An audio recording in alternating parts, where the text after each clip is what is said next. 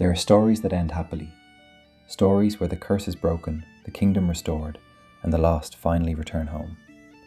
The Children of Lir is not one of those stories, because after 900 years of suffering, after centuries of loneliness, and after watching the world itself change around them, the curse is finally broken, and then they die. Most people remember the story as a tale of enchanted swans, but that is not what made it survive.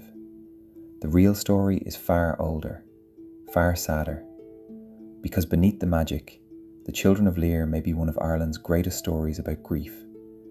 Not grief as a moment, but grief as a lifetime, and perhaps something even more unsettling, the experience of surviving long enough to watch your entire world disappear. The Children of Lir is one of the great stories of Irish mythology. For generations it has been told as a tragic fairy tale, a jealous stepmother, 4 innocent children, a magical curse. And for many people, that is where the story ends. But folklore often hides its deepest meanings beneath its simplest surface. Because if we look closely, the true horror of this story is not transformation, it is endurance. The children are not condemned to become monsters. They are condemned to remain, to watch, to remember, and to outlive everything they love. Long ago, in the mythological age of Ireland, there lived a king named Lir. He loved his 4 children deeply: Fianna, Aed, Fiacra, Con. In many retellings, these early years feel almost dreamlike, a golden age. The children are happy, the family is close, the future seems certain. But certainty rarely lasts long in Irish mythology. When the children's mother dies, Lir eventually remarries. Their new stepmother is Aoife. At first, she cares for them, but over time, jealousy begins to grow. The affection Lir gives his children becomes unbearable to her, and eventually, it turns into hatred. One day, Aoife takes the children away from their home, not to kill them, but to curse them. Using magic, she transforms all 4 into swans. Their human lives vanish in an instant, but she leaves them one gift. They will keep their voices. They will remember who they are. And this is where the tragedy truly begins. At first glance, swans seem like an unusual punishment. Beautiful creatures, elegant, almost peaceful. But folklore rarely chooses symbols by accident. Swans belong to thresholds. They move between water and sky, between movement and stillness, between worlds. They are creatures that never seem entirely settled. And perhaps that is exactly the point. Because from this moment forward, the children no longer belong anywhere. Not among humans, not among animals, not among the dead, not even fully among the living. They become exiles from their own existence.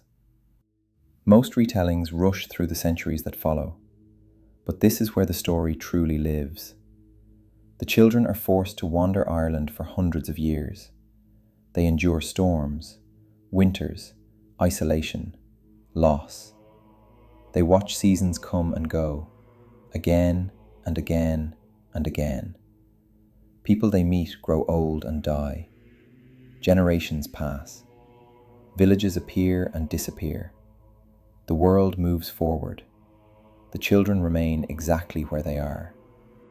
And perhaps this is the first hidden truth inside the story.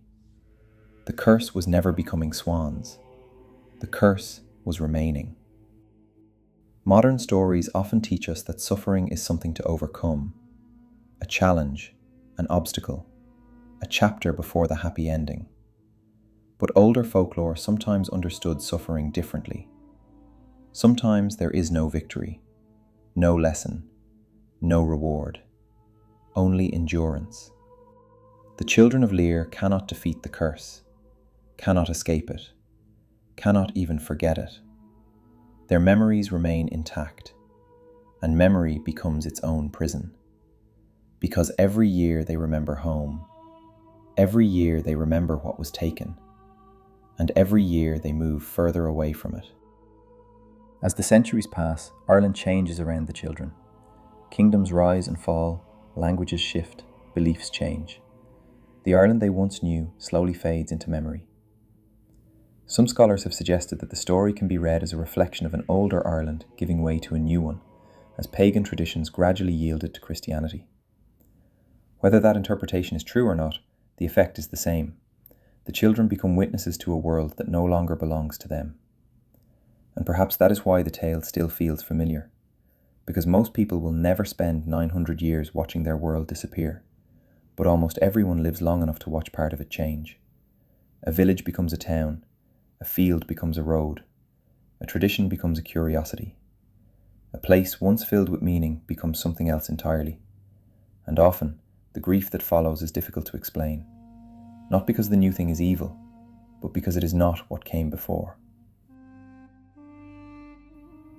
There is an old idea that appears in many forms throughout history.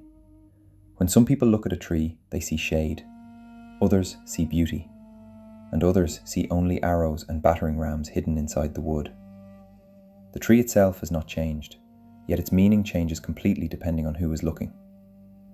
Perhaps places are the same, perhaps cultures are the same, perhaps even countries are the same.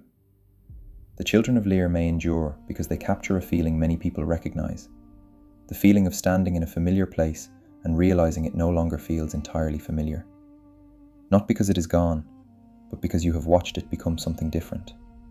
And somewhere inside that difference, a small part of you continues looking for what once stood there. Perhaps this is why the story survived. Not because people feared magic, but because they understood loss. Everyone eventually experiences the feeling of becoming a stranger to a world they once knew. A childhood home that no longer exists, a family that has changed, a place remembered more clearly than it can ever be revisited. The Children of Lir transforms that feeling into mythology. It asks a terrible question. What if you could never move on? What if you were forced to watch everything disappear while remaining exactly the same? Eventually, after 900 years, the curse finally ends. The spell is broken.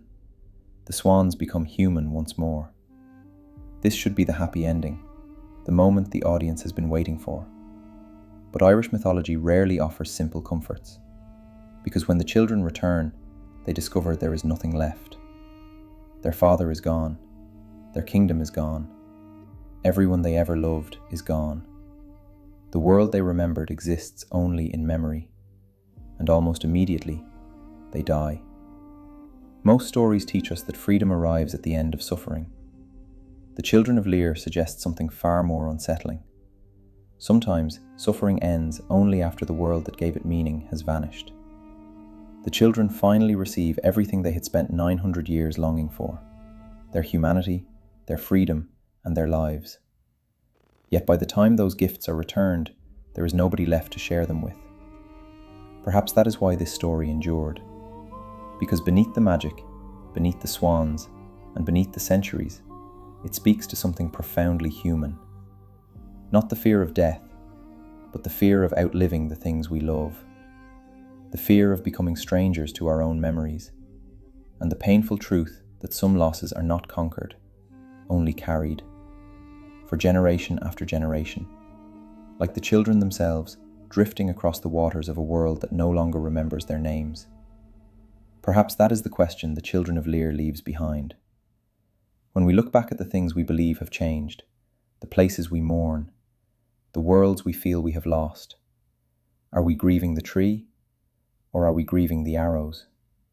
Are we mourning what something was, or condemning it for what it eventually became?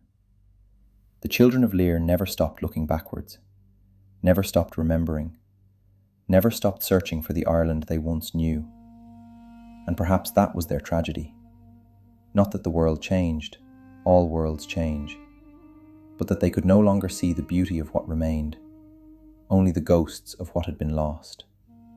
After 900 years, the curse was finally broken. But perhaps the deeper curse had always been the same one that follows all of us: the inability to make peace with time. Thank you for watching, and until next time, remember the old stories.